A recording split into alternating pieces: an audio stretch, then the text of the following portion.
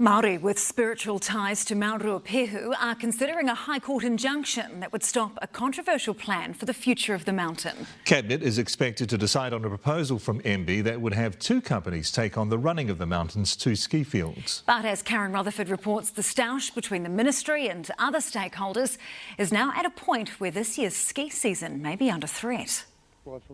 Banding together like never before for the sake of their maunga, representatives of around a dozen hapū fed up at what they're calling backroom deals are sending off this letter to the Prime Minister and his ministers.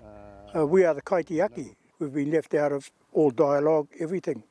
So now's the time for us to be spoken to. You know, we don't want to be looking like iwi and hapū doing the hard done by Māori thing. This is a Crown process that hasn't been adhered to. Ruapehu Alpine Lifts went into voluntary administration last year, owing $45 million. Four groups have been jostling to run the mountain, but iwi say MB, a creditor themselves, has hijacked the process, choosing two bidders without consulting. Cabinet will be asked to sign off on them on Monday. Well, we'd like consultation as to exactly what is going on. If you own a house, when you have tenants in them, you need to know who you're putting in there. And this is the scenario we're in. We own the house. Pure Turoa, backed by developer Cam Robertson, is the frontrunner to take over the Turoa side. Whakapapa is tipped to go to a South Island private equity firm with local interests, including RAL's former CEO. The voluntary administrator will release his report next Tuesday. Then, on June 20, D-Day.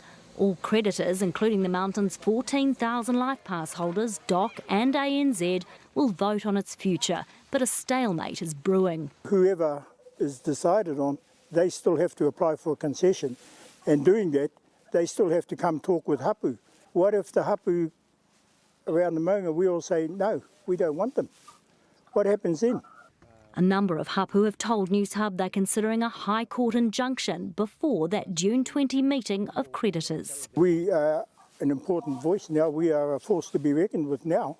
The Ruapehu Ski Field Stakeholders Group is the other big contender who wanted to run the mountain, but they, like iwi, are furious at the lack of consultation and transparency. They do have the backing of the Life Pass holders, who are theoretically the biggest creditors and could veto MB's two preferred bids. But Newshub understands that DOC has now moved to become the biggest creditor and could outvote them.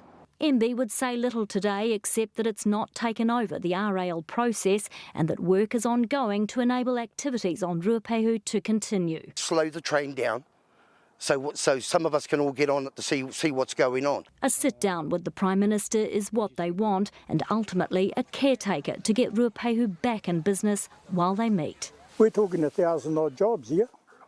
That is a lot of work. And we rely on that, so the whole region relies on that. So hopefully, we can come to some kind of resolve. Because right now, this is a region on the edge of a very slippery slope. Karen Rutherford, Newshub.